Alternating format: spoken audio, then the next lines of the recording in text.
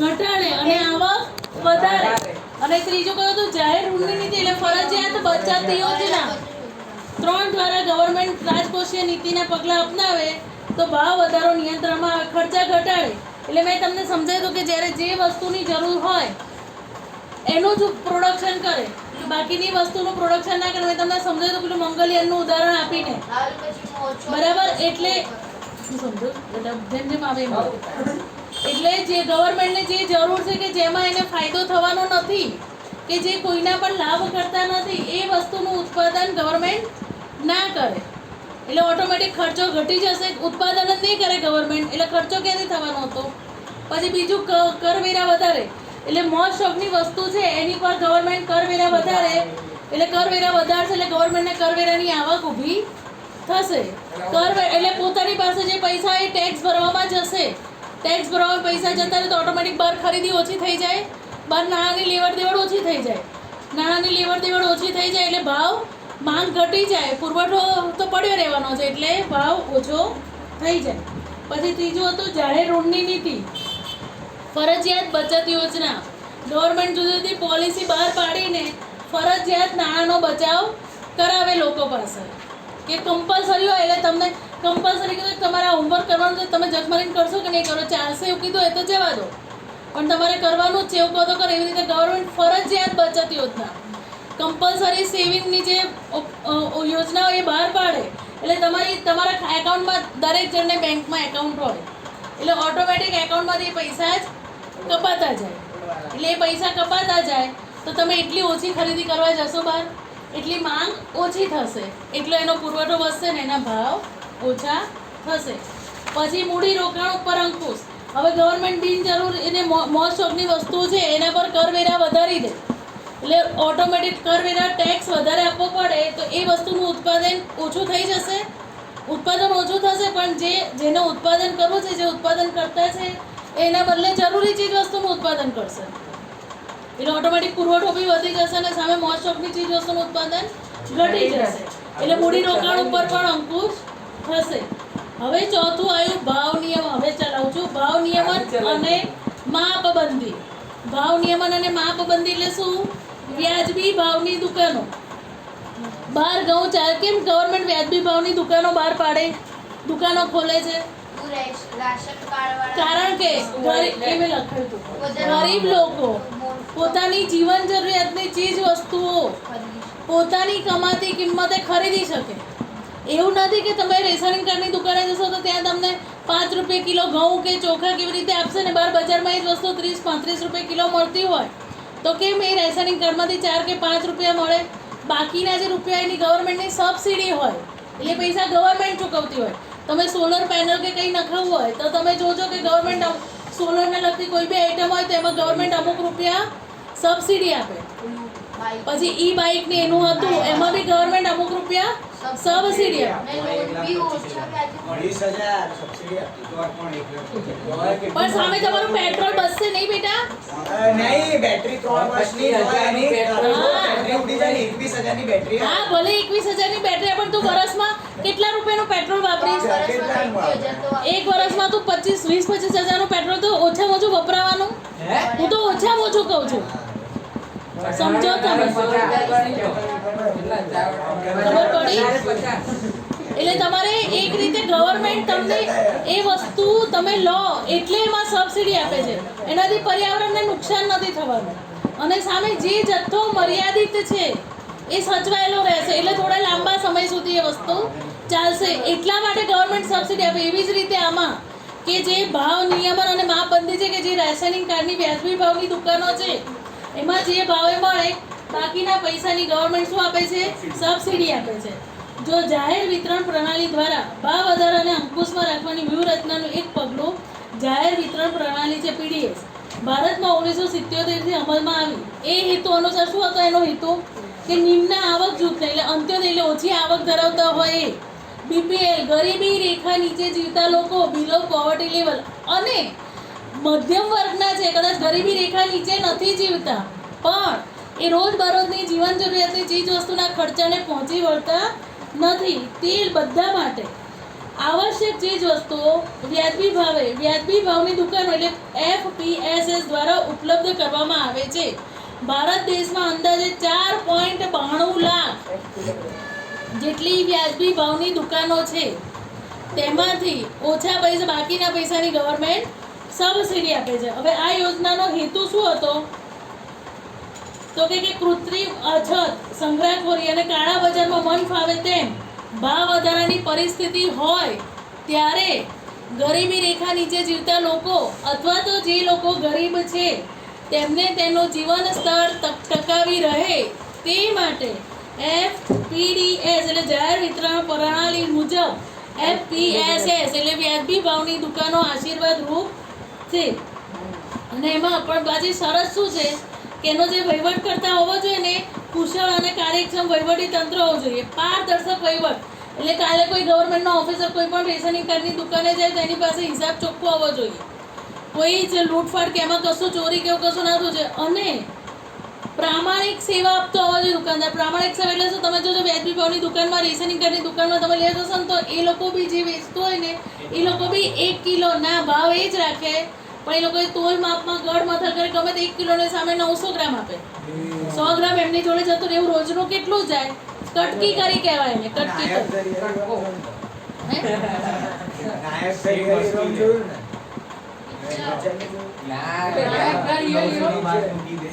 ખબર પડી? આ ભાવ નિયમ અને માપ બધી ટૂંકમાં એટલા એ જ કહે છે કે આમાં મેઇન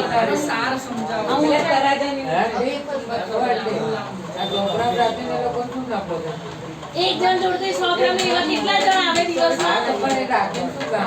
પછી વેચે. જો હવે ભાવ નિયમ અને માપ આમાં ટૂંકમાં શું કહે છે કે વ્યાજબી ભાવની દુકાનો દ્વારા ગરીબો, ગરીબી રેખાની નીચે જીવતા લોકો અને ગરીબી રેખાની ઉપર છે પણ પોતાની જીવન જરૂરિયાતની ચીજ વસ્તુઓ ખરીદવા માટે સક્ષમ નથી તે આ FPSS એટલે વ્યાજબી ભાવની દુકાનમાંથી અનાજ જે જીવન જરૂરી ચીજ વસ્તુ એ ખરીદે છે અને પોતાનું ગુજરાન ચલાવે છે. હવે ભાવ નિર્ધારણ તંત્ર હા તો તારે રેશનિંગ કાર્ડ લઈને જવાનું, લાઈનમાં ઊભું રહેવાનું તો નહીં હોય.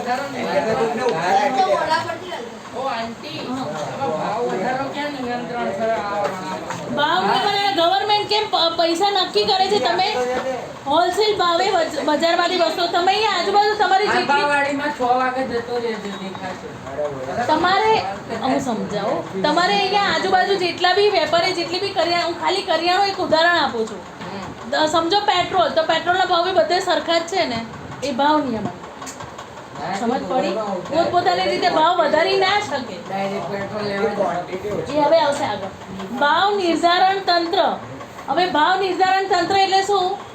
ભાવ નક્કી કરવાના, એનાથી વધારે ભાવથી કોઈ પણ દુકાનમાં વસ્તુ વેચી શકાય નહીં, એના માટે એક તંત્ર નક્કી કરેલું છે.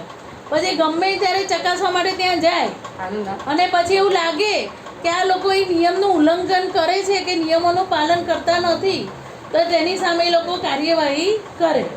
સંગ્રહખોરી. હવે કેમ આ ભાવ નિયંત્રણ તંત્ર છે?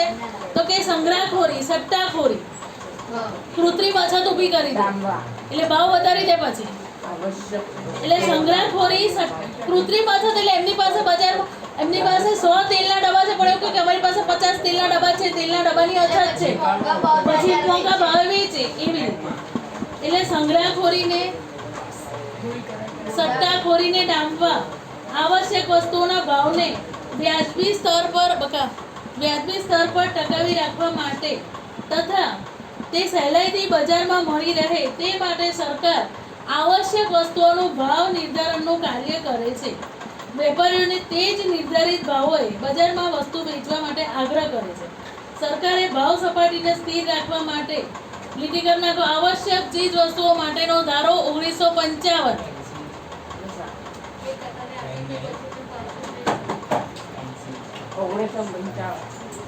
બકા તું લઈને આવતો તાર પેન્સિલથી કરી ના હોય તો તું પેન ઘરેથી લઈને આવતો હોય તો એટલો ટાઈમ બચે ને બધાનો. આવશ્યક ચીજ વસ્તુઓ માટેનો ધારો 1955 માં અમલમાં મૂક્યો, જે જે વેપારી સરકાર દ્વારા જો સાંભળો જે વેપારી સરકાર દ્વારા નિર્ધારિત ભાવ મુજબ પોતાનો માલ સામાન નથી વેચતો તેની સામે પાસા હેઠળ કાર્યવાહી. તમે સાંભળ્યું હશે પાસા શબ્દ, કે એની પર પાસાનું લેવલ હોય. જે રીતે ચોરી કરે, ખૂન કરે, એવી રીતે પાસા કહેવાય, એની સજા થાય, સામે કાર્યવાહી થાય વેપારી સામે, કે ગવર્મેન્ટે જે ભાવ નક્કી કર્યા છે તે ભાવે નથી વેચતો અને એની રીતે ભાવ વધારીને વેચે છે અને ગવર્મેન્ટને એની જાણ થાય અને એની જોડે જાય ને એ સાબિત થઈ જાય તો એને પાસા, એટલે શું કીધું છે, prevention of anti social activities act, એટલે સંગ્રહખોર, કાળાબજારીઓ અને સટ્ટાખોરો સામેની ઝુંબેશનો કાયદો. એટલે એ લોકો એ કશું કરી ના શકે. ભાવ વૃદ્ધિને નાથવા વેપારીઓના ગોદામમાં રાખેલ ચીજ વસ્તુઓના જથ્થાનું નિયમન, ચેકિંગ, સ્ટોક પત્રકો, ભાવ પત્રકો પ્રદર્શિત કરવા અંગેની કાનૂની જોગવાઈઓ અને તેના ઉલ્લંઘન માટે કડક શિક્ષાત્મક પગલાઓ દ્વારા ભાવ વૃદ્ધિને નાથવાના પ્રયાસો હાથ ધરવામાં આવ્યા છે. જો હવે કયા કયા શેના ભાવ નક્કી કરી લીધા છે સરકારે અત્યાર સુધી? ડુંગળી, ચોખા, કપાસ, સિમેન્ટ, ખાદ્ય તેલ, પેટ્રોલ, ડીઝલ, રાંધણ ગેસ, કેરોસીન, ખાંડ, એલ્યુમિનિયમ, લોખંડ, પોલાદ, રેલવેનો વગેરેના ભાવ નિર્ધારિત કરેલા. રેલવેનું શું છે આંટી? રેલવેની ટિકિટ હોય ને એની પર જકાત ટેક્સ બધા પર લાગે. નૂર એટલે જકાત, ટેક્સ.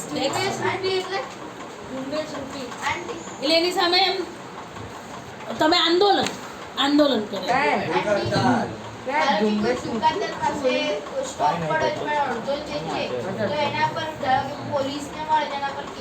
હા તો એ પાસા હેઠળ કહેવાય તો ખરું, એ સંગ્રહખોરી કહેવાય. પાસા હેઠળ એને દંડ ને સજા થાય. બકા ખબર પડી આટલું? ભાવ નિર્ધારણ તંત્ર એટલે શું? કે બજારમાં સટ્ટાખોરી, સંગ્રહખોરી, કાળાબજારી બધું ના થાય એને અટકાવવા માટે ગવર્મેન્ટે નિર્ધારિત વસ્તુઓ પર ભાવ નિયંત્રણ રાખેલું છે. એ ભાવથી ઉપર જો બજારમાં કોઈ એ વસ્તુ વેચાય અને ગવર્મેન્ટને ખ્યાલ આવે તો તેની સામે પાસા હેઠળ કાર્યવાહી થાય છે. સમજ પડી? અને એનો કાયદો કયો? આવશ્યક ચીજ વસ્તુ માટેનો ધારો 1955. શું કહે બેટા તું? ખબર પડી? ગ્રાહક જાગૃતિ, જાગો ગ્રાહક જાગો. એનો અર્થ શું? આણે આ ઘડિયાળ લીધી એટલે હું આ જ ઘડિયાળ લઉં. પછી આપણે એટલે હું તમને જસ્ટ એક્ઝામ્પલ આપું છું. પછી તમે એમાં ઊંડું રિસર્ચ ના કરો. સમજ પડી? આણે લીધું કે હું કેમ ના લઉં? એટલે એના માટે જે જાગો ગ્રાહક જાગો, કે તમે બજારમાં કોઈ પણ સિવાય કે તમે લોકો ગાડી કે કોઈ વધારે કિંમતની વસ્તુ ખરીદવા જશો ને તો તમે એની તપાસ કરશો. એ પણ એટલા ડીપમાં તપાસ નહીં કરો. પણ એટલે તમને એ કહે છે કે તમે કોઈ પણ વસ્તુની ખરીદી કરવા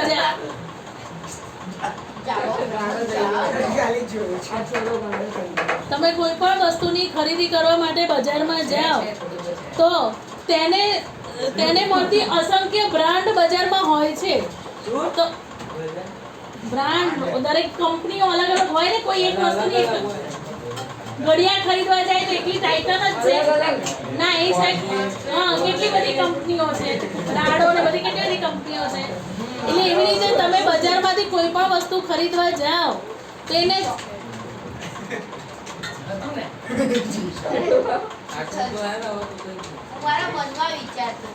પણ એ મોટેથી બોલાય બધા ડિસ્ટર્બ થયા. આજે દરેક વ્યક્તિ કોઈક ને કોઈક રીતે ગ્રાહક છે. કોઈ એક વ્યક્તિ એવો નથી કે જે બધી જ વસ્તુ બનાવે છે. એટલે દરેક વ્યક્તિ ગ્રાહક છે કોઈક ને કોઈક રીતે.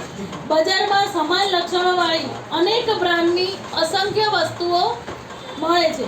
વસ્તુની વિવિધતા અને વિકલ્પોવાળી અનેક ઉપયોગવાળી વસ્તુઓ અંગે અભણ અને અજાગૃત ગ્રાહકોને સંપૂર્ણ જ્ઞાન કે જાણકારી હોતી નથી. તમે હોય કે હું હોઉં, ભણેલા હોય કે અભણ હોય, દરેક વસ્તુની બધી જાણકારી હોતી નથી. આ ચિંગમ ખાય એટલે હું આ ચિંગમ ખાઉં એવી રીતે.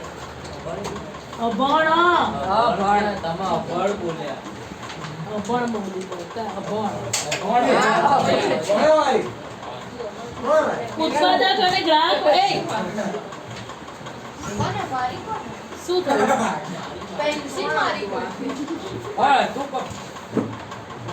બકા સર બાજુમાં જ છે, સમજી લેજો. કેમ તમને વાગી? તે ફેંકી? હા હે હું તો તમારી વાત કરું. આ રાજીને ફેંકી. મને પેન્સિલ લઈને મારે એક પેન લઈને પકડું. મુકે નહીં લાવતો બોલો. નહીં મારી હાથી બોલો. મસ્તી મસ્તી એમ નથી કહેતી અત્યારે પ્લીઝ. મળી ના ઉત્પાદક અને ગ્રાહક વચ્ચે અનેક વચેટિયાઓ હોવાથી ગ્રાહકોનું વિવિધ રીતે શોષણ થવા લાગ્યું છે. એનું મુખ્ય કારણ શું? એડવર્ટાઇઝમેન્ટ. તમે ટીવીમાં એડવર્ટાઇઝ જોઈને પછી એ વસ્તુ ખરીદવા જશો, પછી એમાં તમે જોશો નહીં કે અંદર શું સરસ કુરકુરે ટીવીની એડવર્ટાઇઝ જોઈને બધા ખરીદવા જશો, પછી અંદર આની વચ્ચેથી આવે એટલે દલાલ, મીડિયેટર. દલાલી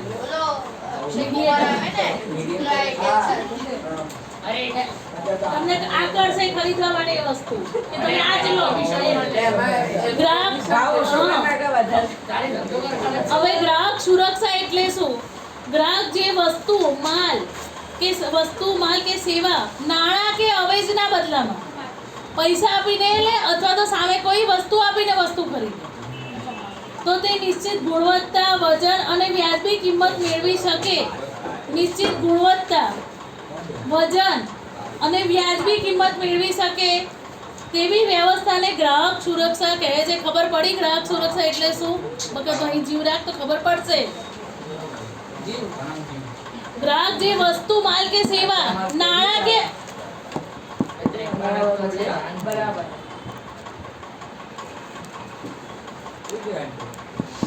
એટલે વાતો પછી બોલું બકા, ખોટું મારું ગળું કાઢું. ગ્રાહક કોઈ પણ વસ્તુ, માલ કે સેવા નાણાં કે અવેજના બદલામાં ખરીદે તો તે નિશ્ચિત ગુણવત્તાવાળી, નિશ્ચિત વજનવાળી અને વ્યાજબી કિંમત છે કે નહીં તેવી જે વ્યવસ્થા કરે એને ગ્રાહક સુરક્ષા કહે છે. એટલે કોઈ રીતે આપણને છેતરપિંડી ના થાય. ગ્રાહક સુરક્ષા એ ગ્રાહક જાગૃતિની ઝુંબેશ છે. આની નીચે લીટી કરો. ગ્રાહક જાગૃતિ અંગે અમેરિકામાં રાલ્ફ નાડરે, છેલ્લી લીટી, અમેરિકાના રાલ્ફ નાડરે ગ્રાહકવાદના ચળવળ ઉપાડી હતી. તેથી તેને ગ્રાહક આંદોલનના જન્મદાતા કહેવામાં આવે છે. કોને? અમેરિકાના રાલ્ફ નાડરે. કોણે? ગ્રાહક જાગૃતિની ઝુંબેશ કરી હતી એને, કે જાગો ગ્રાહક જાગો, એ ઝુંબેશની શરૂઆત એણે કરી. એટલે એને ગ્રાહક આંદોલનના પિતા કહેવામાં આવે છે. નારો લગાડો. હવે પછીનો સવાલ છે ગ્રાહકોનું વિવિધ પ્રકારે થતું શોષણ. હવે તમને કોમન સેન્સ છે, કરે તો કરી લીધું. એમને જે લખવાનું હોય તે કરો. શું આમાં તો આ બધું લખવાનું તો બગામાં હું તને શું ટીક કરો કે કામ. હવે આવ્યું આ. કાલે તો બધું લખાવડાવવાનું. હવે ગ્રાહકોનું વિવિધ પ્રકારે થતું શોષણ. ત્યાં બાજુમાં સવાલ લખી કાઢો કે ગ્રાહકનું કઈ રીતે શોષણ થાય.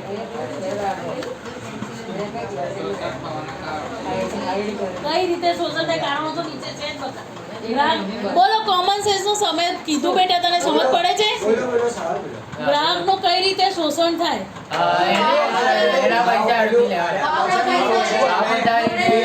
ભાવ એમાં પછી duplicate વસ્તુ આપે છે. વસ્તુઓ સંગ્રહ કરેલા ભાવ આપો. ફૂટેલું ફૂટેલું આલે. આ duplicate છે. હા. કઈ રીતે બને પણ દફતર આપે તો આપણને દફતર નીચે. સાચી કહી. નોટિસ કરી પછી પોતાના ભાવ લગાવ્યા. મોનિકોમ 45 ગ્રામ 43 ગ્રામ છે. હા હા. કયા જીરા સોડા 10 ની માંથી 12 બારની થઈ ગઈ. ચાલે યાર. પણ એ તો ભાવ એને જ વધાર્યો છે બકે, એ વધારો ના કહેવાય. એ વધારો ભાવ ના કહેવાય બેટા. ભાવ વધારે શું? તારથી 15 રૂપિયા લે તો એ ભાવ વધારે. ના હવે બિસ્લેરીની બોટલ કે કોઈ બી હોય વસ્તુ, એનો જે કોમન ભાવ હોય એનાથી વધારે જે ભાવ લે એ 12 હોય તો 15 લે ને એને. ગ્રાહક. એવી રીતે તમે 5 સ્ટાર હોટલમાં જશો તો એ બોટલ તમને 25 રૂપિયાની આપશે. તમે સાદી હોટલમાં જશો તો એ બોટલમાં 15 રૂપિયાની. હા વિરાટ કોહલી બસ જો આવું લૂંટે. એની જોડે એનું જોવા એક મિનિટ બે હજાર. એનું શોષણ થઈ રહ્યું છે. આંટી આટલા 2000 તો છે. જમવાનું ભાઈ કે ઘૂંટણાની કિંમત આવે બોલો. 2 વખત તાજમાં લે. આંટી હયાતમાં 1100 નું પાણી બોલો. એ ભણવા આવ્યા છે ભણે આ. એટલે ખબર પડી તમને. એટલે જો ગ્રાહકોનું વિવિધ રીતે એનું શોષણ કરે. ઉત્પાદકો ગટરનું પીવો કે બટર મમ્મી કહે છે એકવાગાર્ડ ના નખાવે તો બકા આવું ના નખાવે ગટરની વાઈને એકવાગાર્ડમાં ચોખ્ખું થઈ જાય. હવે વાંચો બેટા હા, વાંચો. ઉત્પાદકો અને વેપારીઓ દ્વારા ગ્રાહકોનું વિવિધ રીતે શોષણ થાય છે, જે નીચે મુજબ છે. ગ્રાહકોને પેકિંગ ઉપર લખ્યા કરતાં ઓછું વજન આપીને, હલકી ખામીયુક્ત કે નકલી વસ્તુ કે સેવા પૂરી પાડીને, છાપેલી કિંમત કરતાં વધુ કિંમત વસૂલીને, ગ્રાહકના આરોગ્ય સામે જોખમ કે હાનિ થાય તેવી ભેળસેળવાળી વસ્તુઓ પૂરી પાડીને, વેચાણ પછીની સેવાઓમાં અસંતોષકારક રીતે પૂરી પાડે. એટલે તમે કોઈ જગ્યાએથી બધી વસ્તુઓ ખરીદો અને પણ પછી એને જે ઘરે પહોંચાડવાની સુવિધા કે ઘરે આવીને બધી પેકિંગ કરવાની સુવિધા એ આપણને વ્યવસ્થિત પૂરી ના પાડે. એટલે અસંતોષકારક નિર્ધારિત શરતો કે માપદંડ મુજબ બાંધકામ ચીજ વસ્તુઓ કે સેવા પૂરી ના પાડીને તમે કોઈ પણ બિલ્ડિંગ, કોઈ પણ બેંક અને ઓફિસ કે ઘર કે કશું ખરીદવા જાઓ, એમાં તમને કીધું હોય કે આટલી વસ્તુઓના આ મટીરિયલ વાપર્યું છે, પણ જ્યારે તમે રિયલમાં લો અને ત્યારે એ વસ્તુ અંદર ના વાપરી હોય. વીજળી, બેંક, વીમો, ટેલિફોન કે ડાક્ટરી સેવા ખામીયુક્ત કે સેવામાં બેદરકારી દાખવીને ગ્રાહક સાથે દુર્વ્યવહાર કે માનહાનિ થાય તેવો વિક્રેતા કે વેપારી દ્વારા વ્યવહાર થાય. એટલે વીજળી, બેંક, વીમો એટલે ગમે ત્યારે લાઇટો જતી રહે, બેંકમાં કોઈ કામ હોય ને પૂરું ના પડે કે એ લોકોએ કીધું કે આ થઈ જશે ના થાય એવી રીતે વેપારી દ્વારા વ્યવહાર થાય. લોભામણી કે ભ્રામક જાહેરાતો દ્વારા વસ્તુની સાચી પસંદગીમાં ગ્રાહકની છેતરપિંડી થવાના કારણે વેચાણની ભ્રષ્ટ રસમો અજમાવીને ગ્રાહકોને શારીરિક માનસિક નુકસાન ભોગવવું પડે તેવી રીતે નકલી માલ સામાન વેચીને તથા કૃત્રિમ અછત ઊભી કરીને અમુક માહિતી જ પૂરી પાડી ગ્રાહકોનું શોષણ થાય છે. તમે 100 સવાલ પૂછીને થાકી જશો એટલે એ ક્યાંથી 100 સવાલના તમને જવાબ આપવાના છે. કાં તો અણે લીધું એટલે આપણે લઈ લઈએ એવી પોલિસી છે, કાં તો ટીવીમાં એડવર્ટાઇઝ જોઈ એ પ્રમાણે આપણે વસ્તુ કરી. ચલો કેડબરીની એડવર્ટાઇઝ એટલે કેડબરી તો સારી જ હોય, પણ પછી તમે એની પરની ડિટેલ વાંચો. કોઈ દિવસ વાંચી કોઈએ ના વાંચો. હા, એટલે એમ જ તો એટલે એ તમારા શરીરને કેટલી ફાયદાકારક છે, કેટલી નુકસાનકારક છે, એ બધું એની પર તમે લખો, વાંચો તો તમને ખબર છે. એટલે કોઈ પણ વસ્તુની વ્યવસ્થિત માહિતી મેળવજો. ભ્રમ એમ ખોટી રીતે આપણને હિપ્નોટાઇઝ, ભ્રામક એટલે તમે એડવર્ટાઇઝ ટીવીમાં 10 મિનિટ સિરિયલ અડધો કલાકની હોય, એના બદલે 10 મિનિટની સિરિયલ હોય, 20 મિનિટની એડવર્ટાઇઝ હોય. તમે એ સિરિયલનું કેટલું પંચિંગ થાય, એટલે તમને કેટલું પંચિંગ કરે કે ના, પછી તો તમને એવું થાય ચાલો આ તો હવે ખાવું જ પડશે, આટલી બધી એડવર્ટાઇઝ આવે છે તે તમે એવું જ કરો. હું તો એવું કરું કે તમે શું ચેનલ બદલીને બીજી એડ આવે. ડોમિનોઝ ની એડવર્ટાઇઝ આયા કરે, તમે ડોમિનોઝ જઈ આવો કે નહીં છેલ્લે એવી રીતે વસ્તુ છે.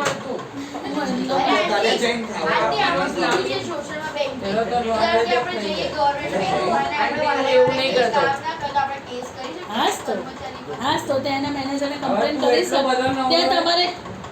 ત્યાં તમારે ફીડબેક માટે બી હોય છે. બધી જે મોટી મોટી બેંકો ત્યાં અંદર લેટર બોક્સ હોય, એમાં તમારે નાખી દેવાનું. કેસ કર્યો અને કીધું કે મારા વિંગ્સ ના આયા, પછી એને કરોડો રૂપિયા હવે ગ્રાહકના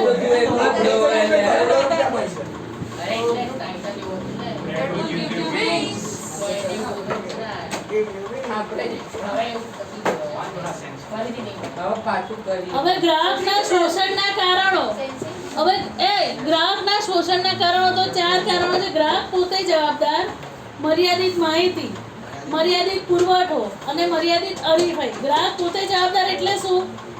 અણે લીધું એટલે આપણે લઈ લીધું એટલે આપણે પોતે જવાબદાર થઈ જાય.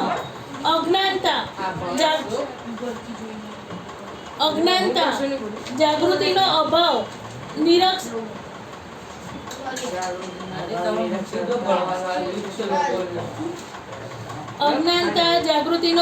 નિરક્ષરતા, સંગઠિત થઈને વિરોધ પ્રદર્શન કરવાની વૃત્તિનો અભાવ. તું બી છેતરાય, હું બી છેતરાય, પણ જાઓ તો ને આપણે તો 100 રૂપિયા ગયા છે એમ કરીને આપણે એનો વિરોધ ના કરીએ, પણ આવા બધા ભેગા થઈને સંગઠિત ભેગા થઈને એનો વિરોધ કરે તો એ વસ્તુ બહાર બંધ જ થઈ જાય બજારમાં. થયેલ નુકસાન કે શોષણ સામે બેટા પ્લીઝ યાર તમારી રેકોર્ડ પછી મમ્મીને કહીશ કે તમારે સાંભળજો કરે છે. અજ્ઞાનતા, જાગૃતિનો અભાવ, નિરક્ષરતા, સંગઠિત થઈને વિરોધ પ્રદર્શન કરવાની વૃત્તિનો અભાવ, થયેલ નુકસાન કે શોષણ સામે કાનૂની રાહે લડત આપવાની તૈયારી અને વૃત્તિનો અભાવ અને તે સંબંધી યોગ્ય જાણકારીના અભાવે વેપારી ઉત્પાદકો કે યોજકો દ્વારા ગ્રાહકોનું શોષણ થાય છે. પછી બીજું મર્યાદિત માહિતી. આપણે લિમિટેડ ઇન્ફોર્મેશન જ આપણી પાસે, આપણે જેટલું જરૂર છે એટલું સમજી લીધું, બસ પતી ગયું.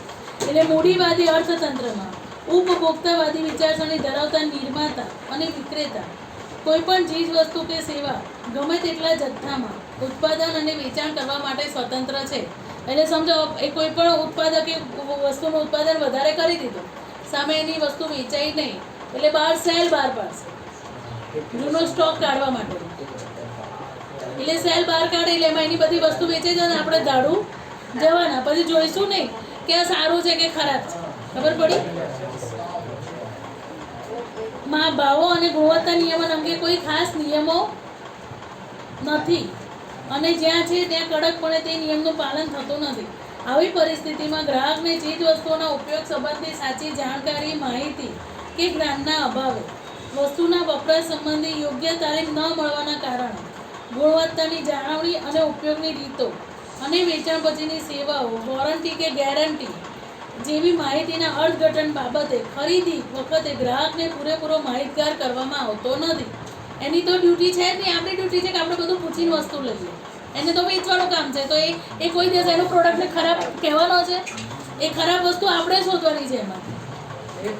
આમ મર્યાદિત માહિતી મળવાના કારણે ગ્રાહક સાચી ખરીદીમાં સમજદારીના અભાવે ભૂલ કરી બેસે છે.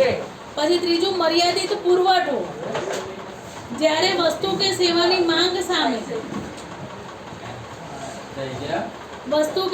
માંગ સામે પૂરતી માત્રામાં તેનો પુરવઠો હોય નહીં, એટલે કૃત્રિમ અછત ઊભી કરી દે.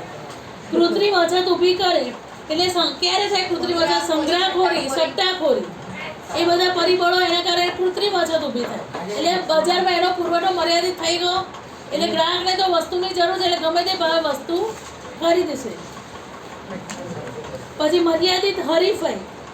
કોઈ એક વસ્તુ છે, એની કંપનીઓ કેટલી છે? અમુક જ છે, મર્યાદિત છે. એટલે જ્યારે કોઈ એક જ ઉત્પાદક કે ઉત્પાદક સમૂહ કોઈ વસ્તુ કે સેવાના ઉત્પાદનમાં અને વહેંચણીમાં પોતાનો એક અધિકાર ભોગવે ત્યારે ઉત્પાદકો આવી મર્યાદિત કે ઇજારાશાહી વાળી બજારમાં અન્ય વિકલ્પોના અભાવે ગ્રાહકોનું વિવિધ પ્રકારે શોષણ કરે છે. અત્યારે ઇલેક્ટ્રિક ગાડી કે છે ખાલી ટેસ્લાની જ છે લગભગ, બીજા કોઈની. એટલે જ્યારે શરૂઆત થઈ ત્યારની વાત છે, પછી ધીરે ધીરે બધાએ શરૂ કર્યું. જ્યારે શરૂઆત થઈ ઇજારાશાહી એટલે એવું ને કે નાના લોકોને એવું બધું ના હોય.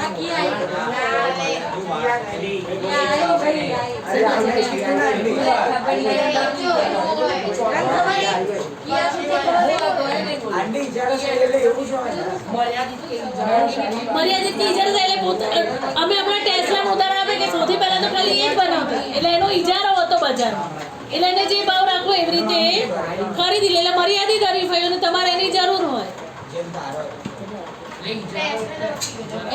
એનું એ પોતાની પાસે જોઈને ઇજારો પહેલા એ જ બનાવતો હતો, પછી ધીરે ધીરે બજારમાં બધા શરૂ.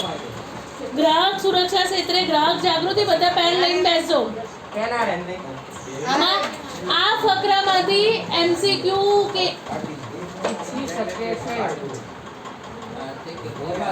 કેવડો મોટો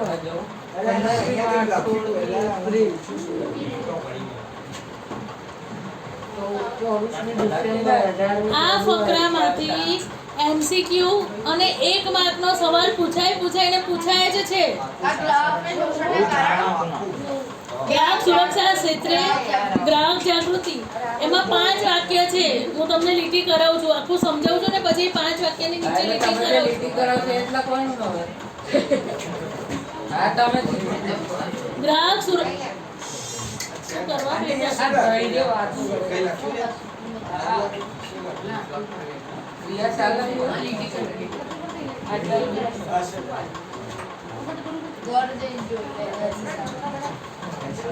ગ્રાહક સુરક્ષા ક્ષેત્રે ગ્રાહક જાગૃતિ. ગ્રાહકોના બધાને બહુ તકલીફ છે બેટા. ગ્રાહકોના વિવિધ પ્રકારે થતા શોષણને અટકાવવા અને ગ્રાહકો મૂકો આંટી ભણાવો થોડી. ગ્રાહકોના હકો અને હિતોના રક્ષણ કરવા અને ગ્રાહકને શારીરિક, માનસિક અને આર્થિક ક્ષેત્રે સુરક્ષા પ્રદાન કરવાની જરૂરિયાત ઊભી થઈ. સૌ પ્રથમ ભારતમાં ગ્રાહકના રક્ષણ અંગે કૌટિલ્યના અર્થશાસ્ત્રમાં ઉદ્યોગો અને વેપાર દ્વારા ગ્રાહકો સાથે કરાતા દુરાચાર અને શોષણનો ઉલ્લેખ છે. હવે કૌટિલ્યના અર્થશાસ્ત્રમાં શું છે તો કે તોલમાપ, ભેળસેળ અને બનાવટ જેવી ગુનાહિત વેપારી રીત રસમ બદલ દંડ અને સજા કરવાની જોગવાઈ છે. કૌટિલ્યનું જે અર્થશાસ્ત્ર હતું આગળ જે 5મા પાઠમાં ભણ્યા, કૌટિલ્યનું અર્થશાસ્ત્ર જે 5મા પાઠમાં આગળ ભણ્યા,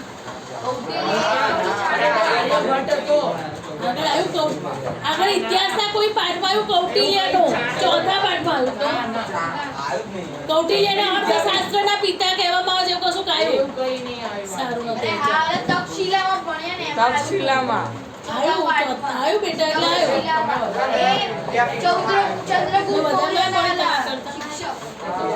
પછી એની નીચે લીટી કરો. પછી બીજી લીટી અમેરિકન પ્રમુખ જ્હોન ફ્રેન્કલિન કેનેડીએ અમેરિકાની સંસદમાં 15 માર્ચ 1962 હું પહેલા આખો ફકરો વાંચી જાઉં છું, સાંભળજો. બધા લીટી ના કરો. આ પર આખો point પણ નથી કરવી એમ કહું છું, હું તને સમજાવું એમાં કર. હું પહેલા આખો ફકરો વાંચી જાઉં છું, પછી એ ફકરાનું જે આઈએમપી છે હું તમને સમજાવી દઉં છું ને એની નીચે લીટી કરાવું છું. અમેરિકન પ્રમુખ જ્હોન ફ્રેન્કલિન કેનેડીએ અમેરિકાની સંસદમાં 15 માર્ચ 1962ના રોજ ગ્રાહકના 4 અધિકારો આપ્યા. પણ એમને સહી વાતનો અફસોસ છે કે ગ્રાહકના અભિપ્રાયોને સાંભળવામાં આવતા નથી. અધિકાર તો આપી દે, ભાઈ ગ્રાહક કઈ કમ્પ્લેન કરે તેની વાત પૂરી સંભળાતી નથી ત્યાં. પછી કન્ઝ્યુમર્સ ઇન્ટરનેશનલ એટલે આંતરરાષ્ટ્રીય સંગઠને 15 માર્ચ 1983માં જે આગળ 4 અધિકારો બહાર પાડ્યા હતા ને એ 4 અધિકારોની જાહેરનામું બહાર પાડ્યું અમને. એટલે 15 માર્ચ ને વિશ્વ ગ્રાહક અધિકાર દિન તરીકે ઉજવવામાં આવે છે.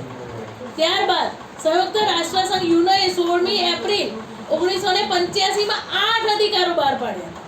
ગ્રાહકોના મૂળભૂત 8 અધિકારોને ઘોષિત કરે. તે મુજબ વિશ્વના દેશોને પોતાના દેશના ગ્રાહક માટે અધિકારોના હિતોના સંરક્ષણ માટે, એટલે પછી પહેલા દુનિયાનું આવ્યું કે 15 માર્ચ વિશ્વ ગ્રાહક દિન આવ્યું. પછી 24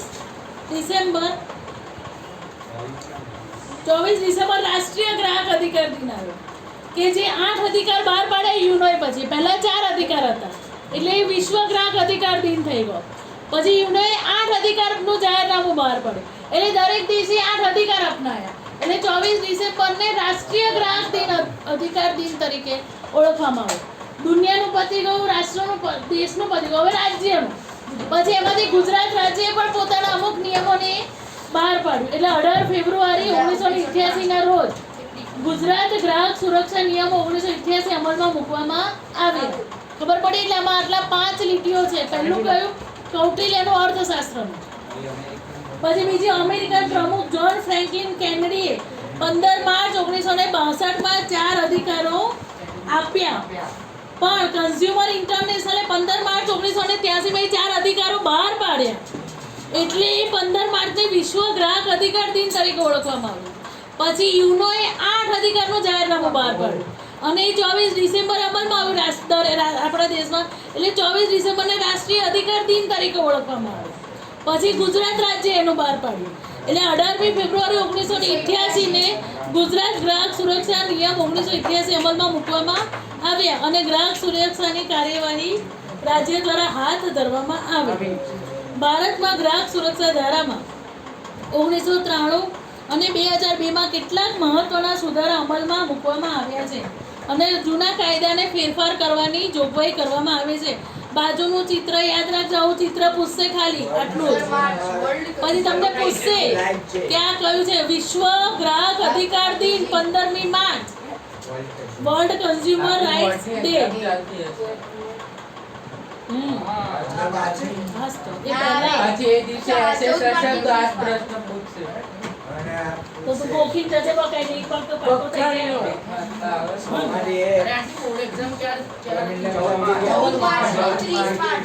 તમે બધા ચોપડા બતાવો, કોણે કેટલું લખ્યું છે બતાવો. ચલો મને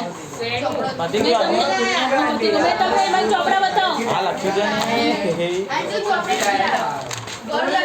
એ પેલો તો ઘરે જઈને આવ્યો આંટી. હું ચોપડો ભૂલી ગયો. મને ફોન કરે મમ્મી સાથે અરે હું મોટી કરું. હા, તારી પાસે. પાકો મિસ લાગી ગયો.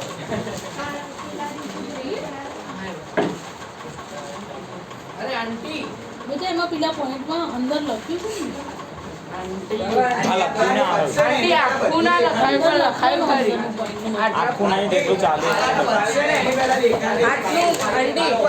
આંટી આટલે ઊંધી લખાયું જેટલું તમે અત્યારે બોલ્યા ને એટલે ઊંધી લખાયું આગળ નહીં લખાયું. હા તા જ્યાંથી તમારે પાઠમાં ઈ લખવાનું કીધું ત્યાં ઈ નહીં લખ્યું મેં. બાકી એ પેલાનું બધું લખાયું. આ તો બધું લખીને આવી છે જો કોણ કઈ પેલી આંટી લખવા કે શું થાય પેલી ચોપડો બતાવો જીનલ ચોપડો એ લખ્યું છે કે નથી લખ્યું લઈ જાઓ આંટી લખવાની કઈને તે આવડતું આટલે હા, આંટી આવડું જોઈએ. નહીં, નહીં, માર્ક્સ લાવવા જોઈએ. પછી લખવાનું રહી જાય છે તમારે લોકો મારે કેમ? મારે તો કલાક પહેલા